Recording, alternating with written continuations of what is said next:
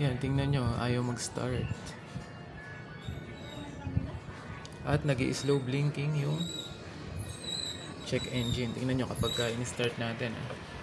Ayan, bigay natin tong clutch. Let's try lang natin. Ayan, wala nangyayari.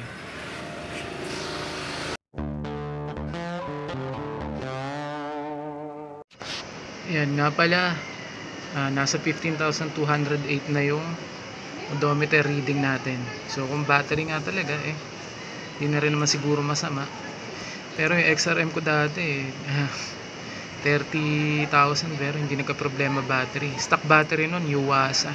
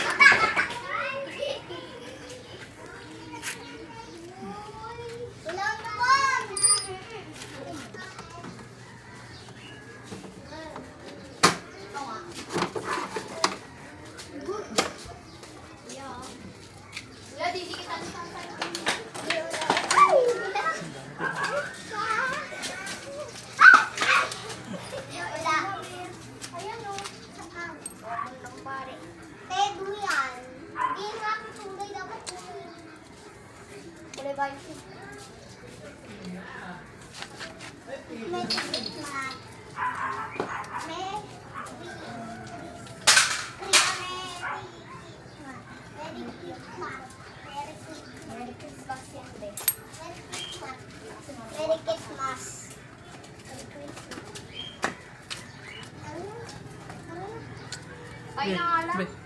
Ay na nga sa ito. Saan mo lahat na mukha mo, Tim? Makita ko din!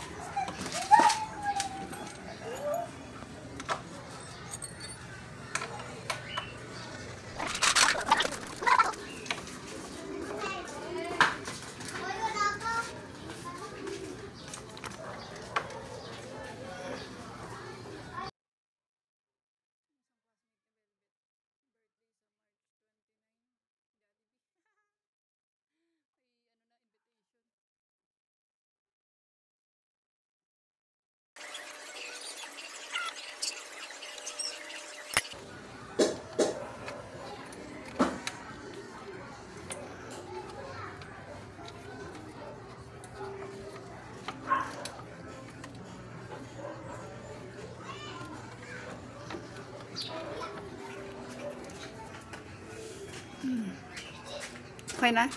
End ko na? End ko na? Ibalik mo yung picture.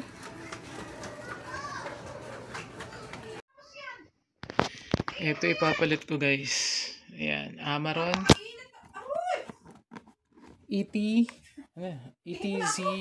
4L. Ayan siya. May kasama ng nut, bolts and nuts.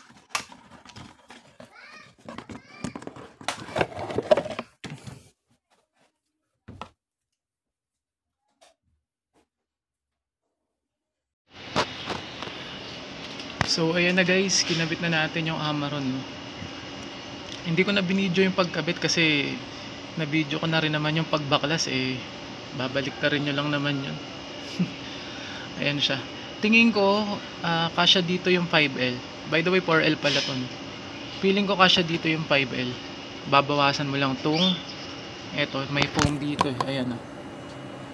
Babawasan mo lang yan. Dilim, may kulay itim, di nakikita. Ayan, oh.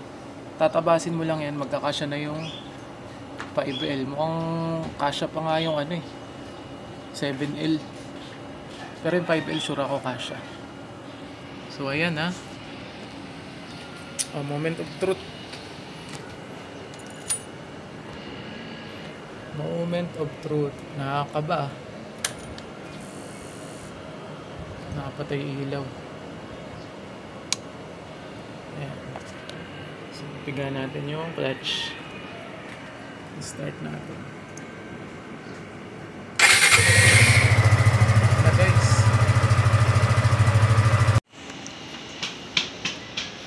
So ayun nga, battery lang talaga problema. Wala kasi akong ano ngayon, yung multimeter.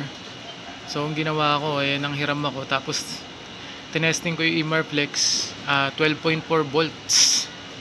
12.45. So confirm, yun nga problema talaga. Ayun. Napakasimple lang. Madali lang siyang gawin kaysa papagawa mo pa.